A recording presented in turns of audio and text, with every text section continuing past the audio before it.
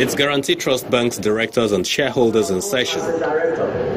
Following an impressive performance in the 2016 operating year with a growth of 37% in profit and a 16% robust performance in loan book, it's time for dividends to be declared. After her speech was adopted, the chairperson, Mrs. Osareti Demuri, announces the board's proposal of ₦1.75. Directors are proposing the payment of an additional sum of ₦1.75 per ordinary share of 50 kobo as final dividend to shareholders whose names appear in the company's register, bringing the total dividend to be paid for the 2016 financial year to ₦2 per ordinary share of 50 kobo each.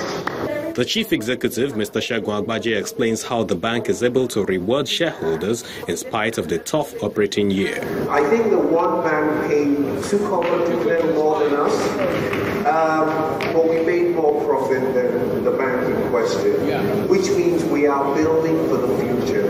I don't think you should be so short-term as to pay out everything you make in the current year, and that building and sustaining for the future and adding value to our cash.